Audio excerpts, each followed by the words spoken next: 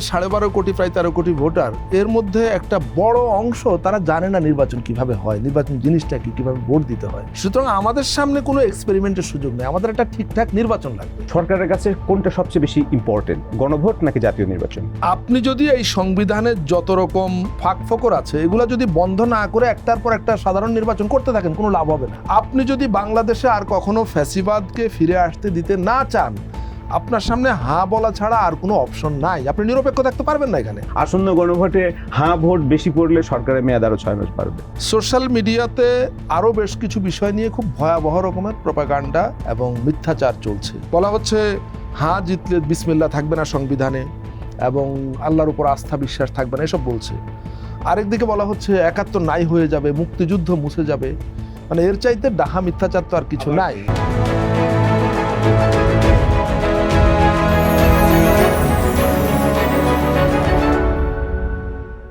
Hello and welcome to R cable presents কেমন সংসদ চাই। আর কেবল বাংলাদেশের একমাত্র ইউএল এবং ভিডি সার্টিফাইড কেবল, যা A grade LME register copper ক্যাথোডে তৈরি এবং 100% ফ্লেম রিটার্ডেন্ট সম্পন্ন। আর কেবল, ওয়্যারস উইদাউট ওয়ারিজ। আমাদের সাথে অতিথি হিসেবে আজ উপস্থিত আছেন অন্তর্বর্তীকালীন সরকারের প্রধান উপদেষ্টার বিশেষ সহকারী মুনির হায়দার। তিনি সরকারের সিনিয়র সচিব পদমর্যাদায় দায়িত্ব পালন করছেন। মুনির হায়দার, আপনাকে আমাদের স্টুডিওতে স্বাগতম। অনেক ব্যস্ততার ভিতরেও আমাদের সময় দেওয়ার জন্য আপনাকে ধন্যবাদ। আপনি কেমন আছেন? আছি ভালো থাকার চেষ্টার মধ্যে। যেমনটা বলছিলাম, আমাদের অনুষ্ঠানের নাম কেমন সংসদ চাই। নির্বাচনী মাসও শুরু হয়ে গেছে, 1 সপ্তাহের বেশি সময় বাকি আছে। ফেব্রুয়ারি নির্বাচনের মাধ্যমে নতুন একটা সংসদ গঠিত হবে। আপনি অন্তর্বর্তীকালীন সরকারের যে রিফর্ম এজেন্ডা, ঐক্যমত কমিশন গঠিত হয়েছিল, রাজনৈতিক দলগুলোর সাথে আপনারা সিরিজ মিটিং করেছেন, অনেক বিষয়ে কনসেনসাস হয়েছে, অনেক বিষয়ে নোট অফ ডিসেন্ট আছে। সব কিছু মিলায়ে সংসদ কেন্দ্রিক তো একটা প্রত্যাশা জন্ম হয়েছে যে আমরা আসলে কেমন সংসদ চাই। সরকারও আসলে কেমন সংসদ চায়। না মানে সরকার বলতে কোন সরকার? বর্তমান সরকার, অন্তর্বর্তীকালীন সরকারের কোনো ধরনের সংসদ চাওয়া না চাওয়াতে এই জাতির কিছু যায় আসে না। কারণ সংসদ হলো জাতিকে প্রতিনিধিত্ব করে। সুতরাং জাতি কেমন সংসদ চায় এটা হতে পারে প্রশ্ন। সেই প্রশ্নের জবাব জুলাই জাতীয় সনদে আছে। আমি হাতে করে আনিনি, আমার গাড়িতে রয়েছে, আপনার কাছে থাকলে আমাকে একটু দিতে পারেন। জুলাই জাতীয় সনদ যেটা তৈরি করেছে এই জাতি, সেই জুলাই জাতীয় সনদে বলা আছে জাতি কেমন সংসদ চায় ভবিষ্যতে। এবং যে গণভোট হতে যাচ্ছে 12ই ফেব্রুয়ারি, আর মাত্র 1 সপ্তাহ পর, সেই গণভোটে আসলে এই প্রশ্নটার ব্যাপারেই জাতির কাছে এক ধরনের অনুমোদন চাওয়া হবে যে যে ধরনের সংসদ আমাদের দরকার। কার্যত পক্ষে সংসদ তো আলাদা কিছু না, রাষ্ট্র মানে আমাদের সামগ্রিক রাষ্ট্র কাঠামো, এই রাষ্ট্র কাঠামোর সবচাইতে গুরুত্বপূর্ণ জায়গা হলো জাতীয় সংসদ। সুতরাং সেই জাতীয় সংসদটা এমনই হওয়া দরকার যেরকম জাতীয় সংসদ হলে আমাদের পূর্বপুরুষেরা যে উদ্দেশ্যে জীবন দিয়ে রক্ত দিয়ে এই দেশটা তৈরি করেছিলেন। তারা যখন এই দেশটা তৈরির জন্য যুদ্ধ শুরু করেন তখন তারা কিছু সুস্পষ্ট এবং সুনির্দিষ্ট আদর্শ এবং লক্ষ্যের ঘোষণা দিয়েছিলেন। সেই ঘোষণাটা গোটা পৃথিবীর মানুষের সামনে লিখিতভাবে তারা বলেছিলেন যে আমরা যদি যুদ্ধে জয়ী হই এবং তার মধ্য দিয়ে একটা রাষ্ট্র তৈরি হয়, সেই রাষ্ট্রে আমরা এই আদর্শ এবং লক্ষ্যগুলোকে বাস্তবায়ন করব, নিশ্চিত করব। দুর্ভাগ্য হলো গত 54 বছরে আমরা বহু সংসদ পেয়েছি, বহু সরকার পেয়েছি, কিন্তু মুক্তিযুদ্ধের ঘোষণা অনুযায়ী আমাদের পূর্বপুরুষদের যে আকাঙ্ক্ষা, স্বপ্ন, অঙ্গীকার, আমরা তার ধারে কাছে দিয়েও হাঁটিনি কখনো। যে সংসদগুলো আমরা পেয়েছিলাম এই সংসদগুলো কার্যত জাতির সঙ্গে এক ধরনের প্রতারণামূলক ব্যবস্থা ছিল।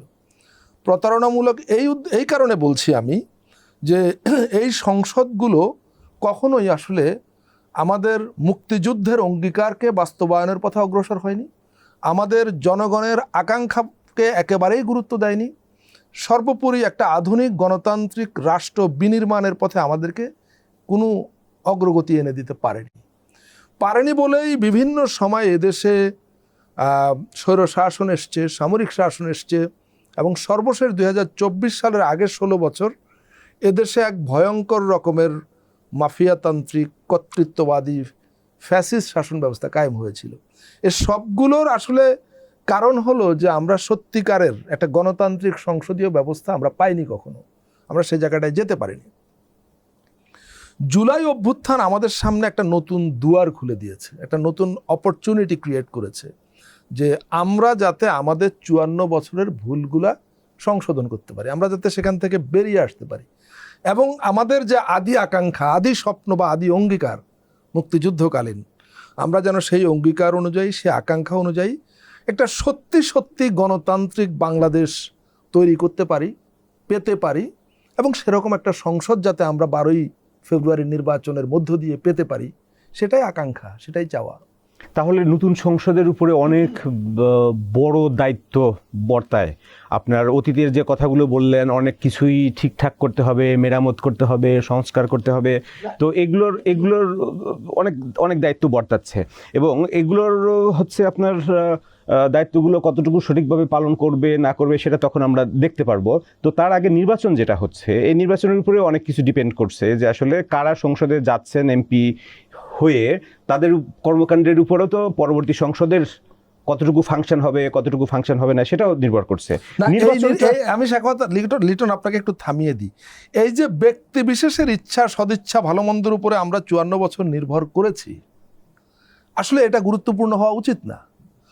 নির্বাচিত হয়ে আসা ব্যক্তিরা আমাদের প্রতি কতটা দয়া পরবশ হবেন, কতটা অনুগ্রহ করবেন আমাদের ইচ্ছা বা আমাদের আকাঙ্ক্ষা পূরণে, এখান থেকে আমাদের বেরোতে হবে। আমাদেরকে সিস্টেম ডেভেলপ করতে হবে। ভালো কিংবা মন্দ, যার যে ধরনের উদ্দেশ্যই থাকুক, আমাকে এমন একটা সিস্টেম দাঁড় করাতে হবে সাংবিধানিকভাবে, আইনি কাঠামোগতভাবে এবং রাষ্ট্রীয় প্রতিষ্ঠানগুলোর মাধ্যমে, যে নির্বাচিত ব্যক্তিরা আমাদের আকাঙ্ক্ষা বা চাওয়া থেকে খুব বেশি দূরে যেন যেতে না পারে। শুরু তো নির্বাচন থেকেই হওয়া উচিত। হ্যাঁ, সেটার শুরু আসলে গণভোট থেকে হবে। এই জন্য কথা বলার ক্ষেত্রে আমি আগে গণভোটের কথা বলি। শুধু আমি না, আপনি দেখবেন নির্বাচন কমিশনের সকল ম্যাটেরিয়াল, পাবলিসিটি ম্যাটেরিয়ালে তারা গণভোট আগে বলছে, নির্বাচনটা পরে বলছে। কারণ এই গণভোটে যা অনুমোদিত হবে জনগণের ভোটের মাধ্যমে, যদি হ্যাঁ জয়ী হয়, সে জিনিসটাকে বাস্তবায়নের পরবর্তী ধাপে বাস্তবায়নের দায়িত্ব হলো জেনারেল ইলেকশনে যারা প্রতিনিধি নির্বাচিত হবেন। আমি কথাটা এভাবে কেন বললাম, সরাসরি সংসদ সদস্য না বলে? এজন্য বললাম যে জুলাই জাতীয় সনদ বাস্তবায়ন আদেশ, যেটা এই রাষ্ট্র জারি করেছে, এটা রাষ্ট্রীয় আদেশ, সেই আদেশে বলা হয়েছে 12ই ফেব্রুয়ারির নির্বাচনে যারা জনগণের প্রতিনিধি নির্বাচিত হবেন তাদের দুটা পরিচয় হবে, দুটা সত্তা হবে। তারা প্রথমে সংবিধান সংস্কার পরিষদ নামে একটা পরিষদের সদস্য হিসাবে বিবেচিত হবেন, এবং সেই হিসাবে তারা শপথ নেবেন। সংবিধান সংস্কার পরিষদের দায়িত্ব গ্রহণের শপথ তারা নেবেন। সেই নির্বাচনটাই যদি ভালো না হয় তাহলে এই প্রশ্নে পড়ে যাই, সেটা অবশ্যই একটা গুরুত্বপূর্ণ প্রশ্ন, কিন্তু এটা মানুষের সামনে ক্লিয়ার করা দরকার। সংবিধান সংস্কার পরিষদের সদস্য হিসাবে শপথ নিয়ে তারা পরবর্তী 160 কার্যদিবসের মধ্যে এই সংবিধান সংস্কারের যে 48টা প্রস্তাব, এই প্রস্তাবগুলো গণভোটের অনুমোদনের ভিত্তিতে সংবিধানে অ্যাডাপ্ট করার প্রয়োজনীয় আনুষ্ঠানিকতা সম্পন্ন করবেন তারা। পাশাপাশি তারা জাতীয় সংসদ সদস্য হিসাবে দায়িত্ব পালন করবেন। একই সঙ্গে সমান্তরালে তারা জাতীয় সংসদের সদস্য হিসাবে আলাদাভাবে শপথ নেবেন, এবং সেই শপথ অনুযায়ী তারা দায়িত্ব গ্রহণ করবেন। সংবিধানের অধিবেশন বসবে, সংখ্যাগরিষ্ঠ দলনেতা প্রধানমন্ত্রী হবেন, সরকার গঠন করবেন, তাদের কর্মকাণ্ড চলতে থাকবে, সমান্তরালে সংস্কার পরিষদের কার্যক্রম চলতে থাকবে। এটা হলো আমাদের যে সংস্কার উদ্যোগ, এই বাংলাদেশের জনগণের, সেই উদ্যোগের বাস্তবায়ন প্রক্রিয়া সম্পর্কে আপনাকে বললাম। আপনার যে প্রশ্ন যে নির্বাচনটাই যদি ভালো না হয়, দেখুন, নির্বাচনের ভালো মন্দের ব্যাপার না, ভালো ব্যাপারটা হলো একটা নির্বাচন, যেটা নির্বাচন হিসাবে কনসিডার কোনো মতো হয়ে গেলে কি হবে না। আমি সেজন্য আমি বলছি, আমাদের গত 16 বছরের অভিজ্ঞতা, 24-এর আগের, যে এদেশে নির্বাচনের নামে জনগণের সঙ্গে এক ধরনের প্রতারণা, এক ধরনের মস্করা করা হয়েছে, এটা প্রহসন হয়েছে, এটা সবাই জানে। সুতরাং আমাদের এই যে আজকে 12.5 কোটি, প্রায় 13 কোটি ভোটার, এর মধ্যে একটা বড় অংশ তারা জানে না নির্বাচন কিভাবে হয়, নির্বাচন জিনিসটা কি, কিভাবে ভোট দিতে হয়। সুতরাং আমাদের সামনে কোনো এক্সপেরিমেন্টের সুযোগ নেই, আমাদের একটা ঠিকঠাক নির্বাচন লাগবে। তো সেটা কি, সেই নির্বাচনটা করবার জন্য বর্তমান অন্তর্বর্তীকালীন সরকারের প্রধান দায়িত্বের কথা বলা হয়েছে। 3টা ম্যান্ডেটের মধ্যে একটা হলো সংস্কার, একটা হলো বিচার, আর একটা হলো নির্বাচন। সরকার তার উপরে অর্পিত দায়িত্ব পালনে, আমি আমার জায়গা থেকে বলবো যে এই 3টা গুরুত্বপূর্ণ দায়িত্ব পালনে সরকার তার সর্বোচ্চটুকু দিয়েই চেষ্টা করছে। নির্বাচনের প্রশ্নে যদি বলেন, নির্বাচন কমিশন নির্বাচন আয়োজন করছে, কন্ডাক্ট করছে। সরকারের তরফ থেকে যত ধরনের লজিস্টিক্স সহায়তা দেওয়া, পরিবেশ তৈরি করা, আপনার দৃষ্টিতে কোনো ঘাটতি পাচ্ছেন? পেলে বলেন, আমি সেটা সরকারকে পৌঁছে দিই। তাহলে সেরা এবং ঐতিহাসিক নির্বাচন হচ্ছে, যেটা সরকারের পক্ষ থেকে বলা হচ্ছে। এত বিশেষণ দেওয়ার কোনো দরকার নাই। সরকারের পক্ষ থেকে বলা হয়েছে এটা একজন এক এক ভাষা ব্যবহার করবে, একজন এক এক ভাষা ব্যবহার করছে। আপনি আমাকে যখন প্রশ্ন করবেন, আমি আমার ভাষাটা বলবো। আমি আসলে একটা নির্বাচনই চাই, এবং নির্বাচনটা নির্বাচনের মতো হবে, যেখানে মানুষ ভোট দেবে নির্বিঘ্নে, তার ভোটাধিকার প্রয়োগের ক্ষেত্রে কেউ কোনো বাধা দেবে না, তার ভোট অন্যজন দিয়ে দেবে না, এবং ভোট দেওয়ার পরে তার ভোটটা ঠিকঠাক মতো কাউন্ট হবে এবং সে অনুযায়ী অ্যানাউন্স করা হবে, ঘোষণা দেওয়া হবে, তার ফলাফল বাস্তবায়ন হবে। নির্বাচন বলতে আমরা এটাই বুঝি। এখন হ্যাঁ, মাননীয় প্রধান উপদেষ্টা একটা শব্দ ব্যবহার করেছেন যে এটা ফাউন্ডেশনাল ইলেকশন হবে। ফাউন্ডেশনাল ইলেকশন বলতে তিনি যেটা বুঝিয়েছেন বলে আমি বুঝি, কোনো একটা দেশ নতুন করে যখন তৈরি হয় সেখানে একটা ফাউন্ডেশনাল ইলেকশন হয়, একটা প্রথমবারের মতো নির্বাচন হয়, পরবর্তীতে সেটা অনুসরণ করা হয়। যেহেতু আমাদের এখানে টানা 16 বছর ধরে নির্বাচন ব্যবস্থাটাকে একেবারে মাটিতে মিশিয়ে দেওয়া হয়েছে, এখানে কিছুই ছিল না, আসলে নির্বাচন বলতে কোনো কিছু ছিল না। সুতরাং জুলাই অভ্যুত্থানের পটভূমিতে জাতি হিসাবে, রাষ্ট্র হিসাবে আমরা একটা নতুন অভিযাত্রা শুরু করছি। নতুন অভিযাত্রায় একটা নির্বাচন, সেটা ফাউন্ডেশনাল ইলেকশন হিসাবেই বিবেচিত হবে, কারণ এই নির্বাচনের পরবর্তী নির্বাচনগুলো এটাকে অনুসরণ করেই হবে যে আমাদের নির্বাচনগুলো কেমন হবে। এটা নিঃসন্দেহে একটা বড় চ্যালেঞ্জ, কিন্তু সেই চ্যালেঞ্জ ওভারকাম করবার জন্য সরকারের তরফে আমার দৃষ্টিতে যতটুকু করার সেটা সরকার করছে।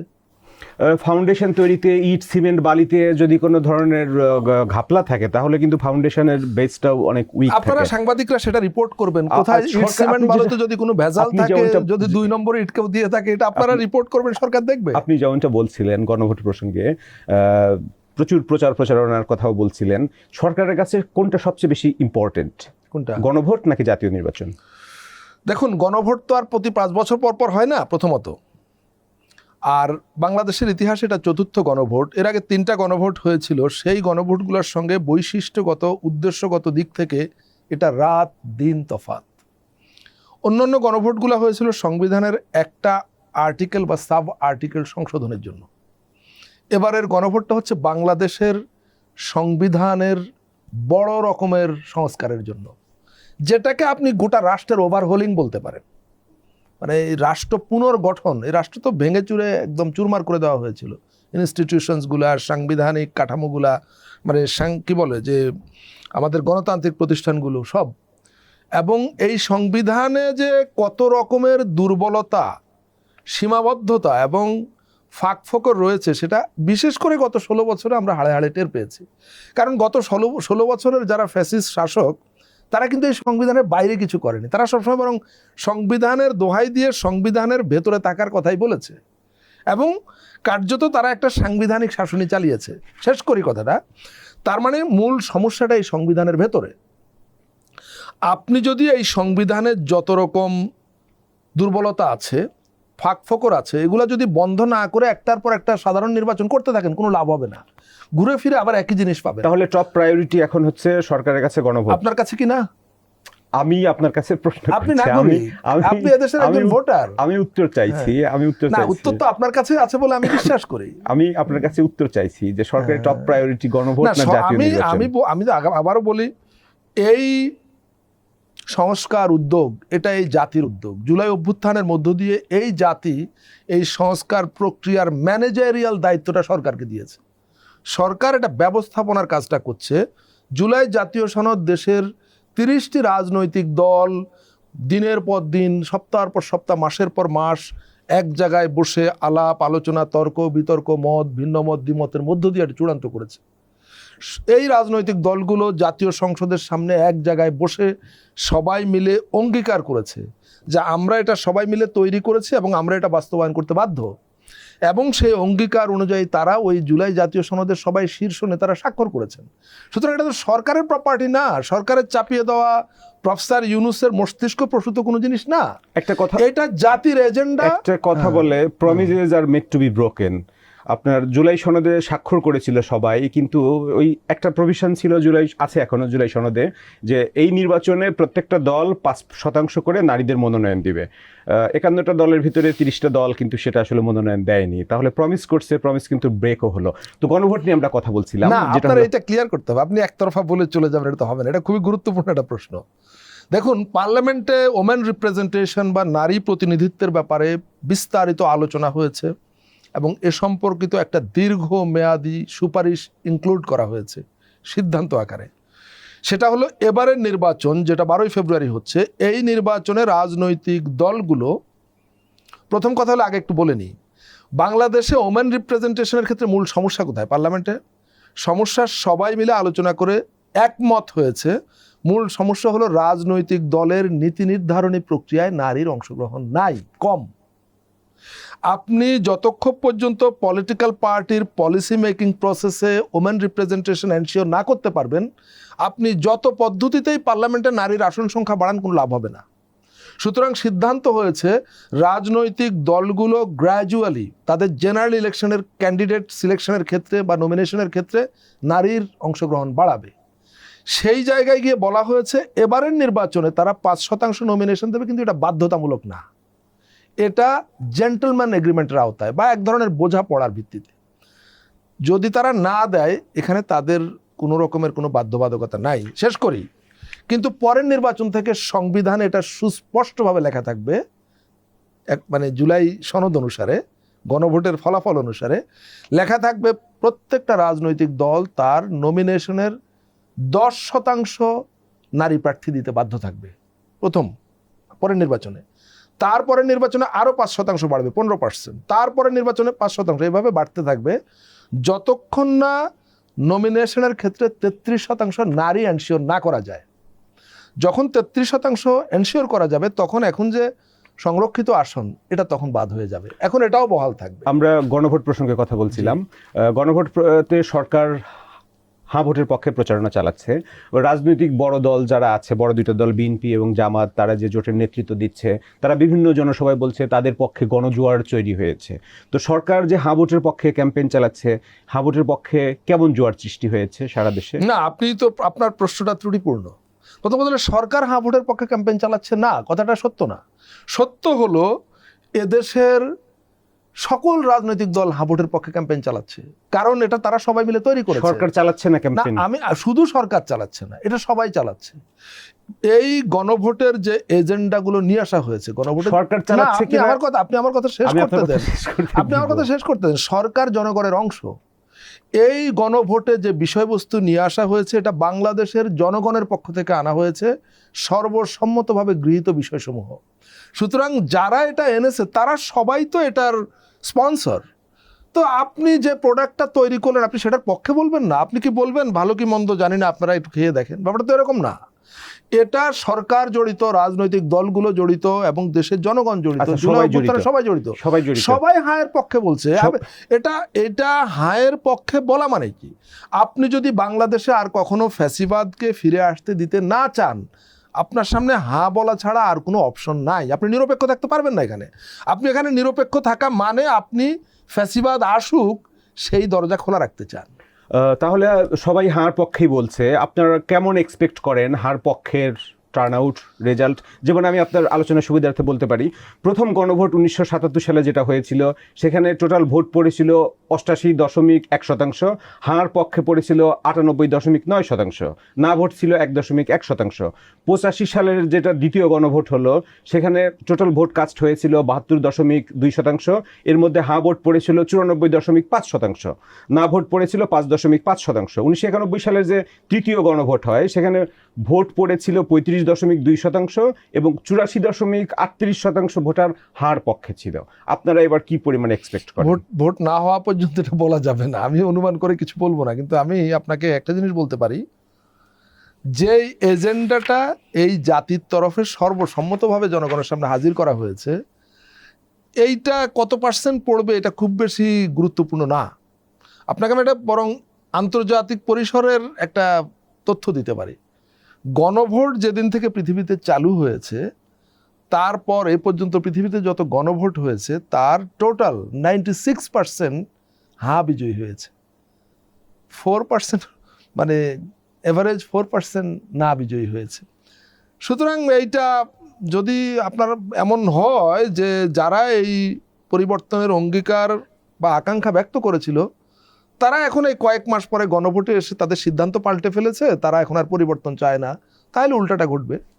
আরেকটা বিষয় নিয়ে একটু বিতর্ক তৈরি হয়েছিল, আপনার কাছে আমি একটু স্পষ্ট হতে চাই, যেটা গণভোট প্রচারণায় সরকারি যেটা সমন্বয়ক হিসেবে দায়িত্ব পালন করছেন অধ্যাপক আলী রিয়াজ, উনি কয়েক দফা বলেছেন যেটা হলো আপনার প্রজাতন্ত্রের কর্মকর্তা কর্মচারীদের গণভোটে হার পক্ষে প্রচারণা চালাতে কোনো বাধা নেই। তার কয়েক সপ্তাহ পরে নির্বাচন কমিশন থেকে একটা সার্কুলার জারি করা হয়েছে, সেখানে বলা হয়েছে সরকারি কর্মকর্তারা গণভোটে কোনো পক্ষ নেওয়া দণ্ডনীয় অপরাধ। মানে আমি কি বলবো ব্যাপারে, প্রথম কথা হলো এটা যেহেতু একটা আইনগত ইস্যু, আমার এ ব্যাপারে মন্তব্য না করাই ঠিক। কিন্তু আমি আমার আন্ডারস্ট্যান্ডিংটা বলতে পারি যে ইলেকশন এবং রেফারেন্ডাম দুই জিনিস। ইলেকশন সেটাকেই বলে যেখানে ক্যান্ডিডেট থাকে, রেফারেন্ডামে কোনো ক্যান্ডিডেট থাকে না।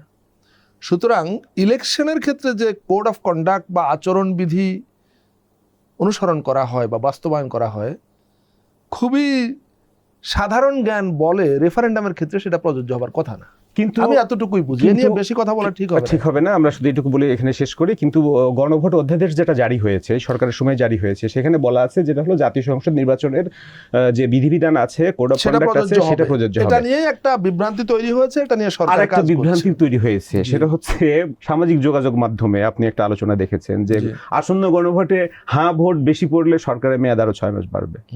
এটা আমি একটু আগে বলেছি, আপনি দ্বিতীয়বার শুনতে চাওয়ায় ভালো হয়েছে।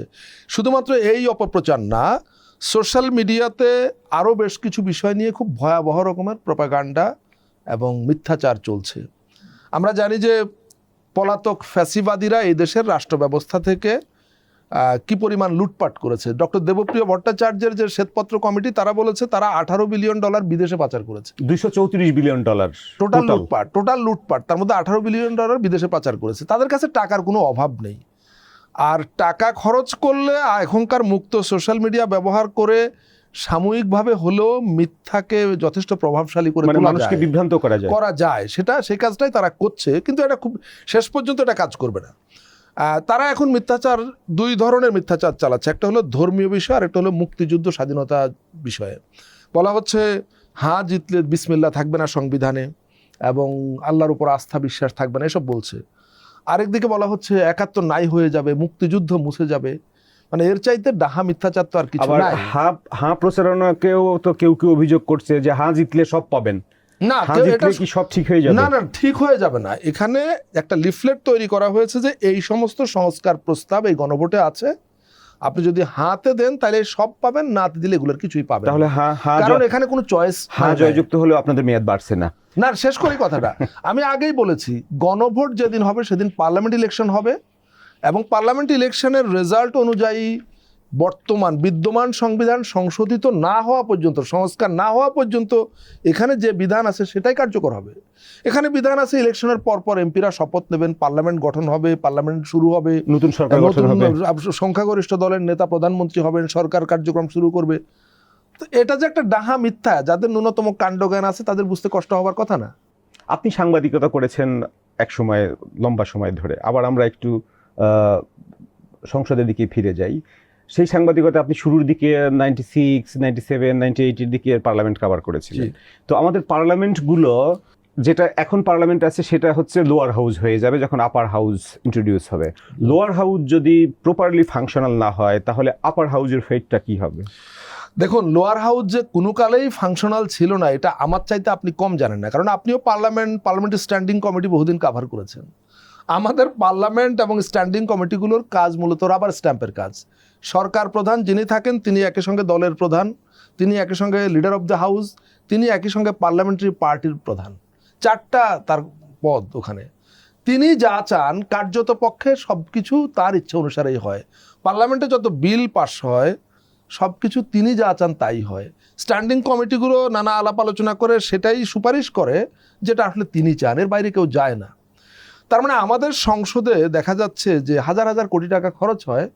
আপনি নিশ্চয়ই এগুলো আপনিও বসে বসে হাসেন অনেক সময়, যে রাষ্ট্রপতির ভাষণের উপর আনিত ধন্যবাদ প্রস্তাব নিয়ে 1.5 মাস ধরে আলোচনা হয়ে তাকে একটা ধন্যবাদ দেওয়া হয়। এতে জাতির কি যায় আসে?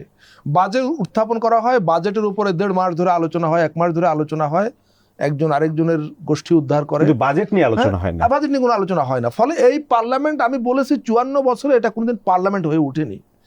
এটা যাতে পার্লামেন্ট হয়ে উঠে, এবারের গণভোটে সেই প্রস্তাবগুলো আনা হয়েছে। বলা হয়েছে, প্রথম কথা হলো, যিনি প্রধানমন্ত্রী হবেন তিনি দলের প্রধান হবেন না, এটা এই গণভোটে আছে। বলা হয়েছে যিনি স্পিকার হবেন তিনি সরকারি দলের হবেন, কিন্তু ডেপুটি স্পিকার বিরোধী দল থেকে হবে। এটা বৈপ্লবিক অগ্রগতি হবে যদি করা যায়। তারপরে বলা হয়েছে পার্লামেন্টের যে স্ট্যান্ডিং কমিটিগুলো আছে, এর মধ্যে প্রথমত 3টি অত্যন্ত গুরুত্বপূর্ণ কমিটি, যেগুলো ফাইন্যান্সিয়াল ওভারসাইট কমিটি, সরকারি হিসাব কমিটি, অনুমিত হিসাব কমিটি এবং সরকারি প্রতিষ্ঠান কমিটি, এগুলোর চেয়ারম্যান হবেন বিরোধী দল থেকে। এছাড়া মন্ত্রণালয় সম্পর্কিত স্থায়ী কমিটিগুলো, সেটা প্রপোর্শনেটলি বিরোধী দলের সদস্যরা সভাপতি হবেন। আপনার কি মনে হয় না যে এগুলোর মধ্য দিয়ে যথেষ্ট স্বচ্ছতা এবং জবাবদিহিতার সৃষ্টির সুযোগ তৈরি হবে? এই পদ্ধতিতে যখন লোয়ার হাউস কার্যকর যতটুকুই হবে, আপার হাউসের ভূমিকা লোয়ার হাউসকে বাধ্য করবে আরও কার্যকর হতে। সেটা কিভাবে? আপার হাউস তো আমরা জানি পিআর পদ্ধতিতে গঠনের প্রস্তাব করা হয়েছে। এটা করা হয়েছে প্রধানত সংবিধান সংশোধনের যে ছেলে খেলা, এটা বন্ধ করার জন্য। যে সংবিধান সংশোধনের বিল জাতীয় সংসদের 2/3 পাস হবে, এরপর সেটা উচ্চকক্ষে যাবে এবং উচ্চকক্ষে সেটা সিম্পল মেজরিটিতে পাস করতে হবে।